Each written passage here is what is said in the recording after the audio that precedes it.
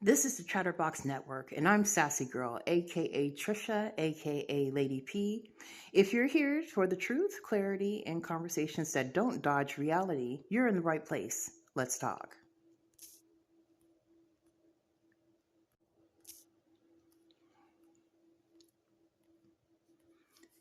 Hi, and welcome to the Chatterbox Network. I'm your host, Sassy Girl, also known as Trisha, and yes, Lady P for Patricia, depending on the day and how much truth needs to be told. I'm here to enlighten, educate, inspire, and uplift. And we're going to laugh along the way because growth without humor is just stress dressed up as wisdom. I'm known for being straightforward, unapologetically honest, and a little sassy. Not reckless sass, intentional sass. The kind that cuts through confusion, challenges narratives, and leaves room for healing and elevation.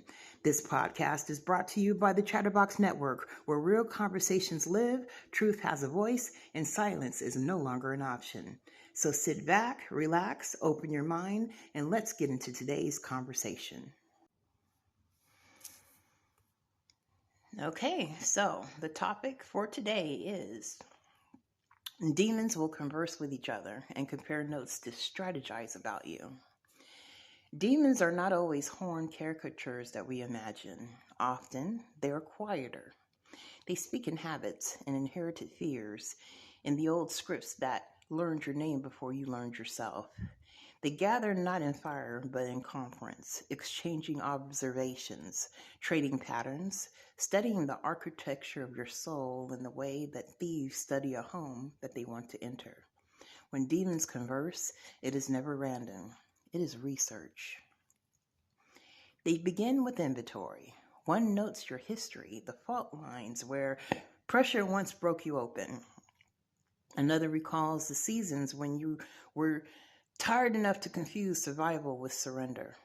A third flips through the moments you doubted your worth, underlining the names of people who taught you how to shrink.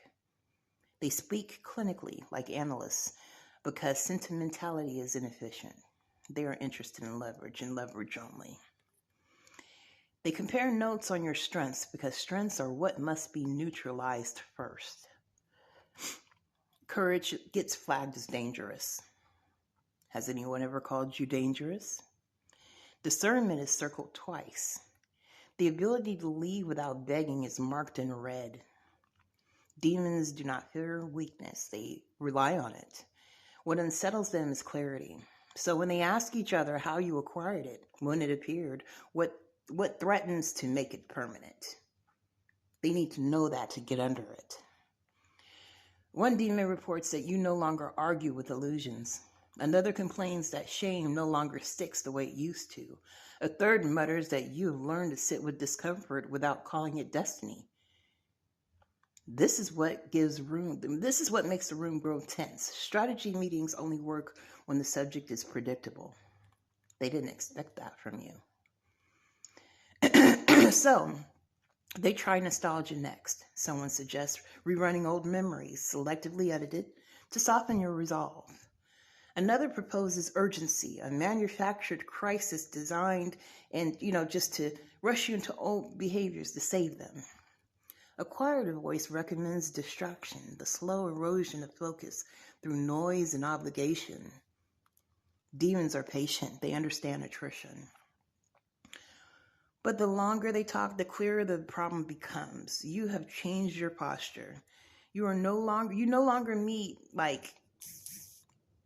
every feeling with action. You pause. You listen. You let sensations pass through you without handing them the keys. Demons thrive on reaction. Observation starves them. They note with irritation that you've learned boundaries that do not require explanation, that you can love without leaking, that you can walk away without theatrics. One demon called this unfair. The other calls it dangerous. A third admits reluctantly that you've begun to metabolize pain into insight. This is the point where strategy starts to fray. They attempt flattery. They attempt fear. They attempt the old bargains. None of them land cleanly. Your nervous system no longer confuses intensity for intimacy. Your silence is not avoidance, it's accuracy. Your solitude is not emptiness, it's calibration. In the end, The demons realize something that they do not like to say out loud. You are no longer an open system. You still feel deeply, but you are not porous. You still remember, but you are not ruled by memory. You still care, but you are not capturable through care. The notes on the table contradict each other because you no longer fit the profile. So the meeting adjourns with no consensus. They leave with fewer options than they arrived with, not because you're invincible, but because you're awake. And wakefulness is expensive for anything that feeds on autopilot. Demons will always converse. That is their nature. But when they compare notes about you now, what they mostly exchange is frustration. You have become difficult terrain. You have learned the difference between a voice and authority. You have stopped negotiating with what does not love you back. This isn't purity. This is practice. And it is enough.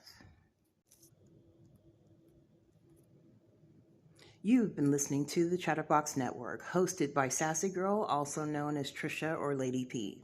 If something today resonated with you, challenged you, or gave you clarity, don't keep it to yourself. Go ahead and like this episode, drop a comment, and subscribe so you don't miss what's coming up next. Share this conversation with a friend, family member, or someone who needs to hear it, and feel free to post it across all your social media networks. Truth travels further when we pass it along. My mission remains the same: to enlighten minds, to inspire growth, to encourage resilience, and to uplift without watering down the truth or silencing lived experience. Until next time, stay grounded, stay curious, and keep your voice.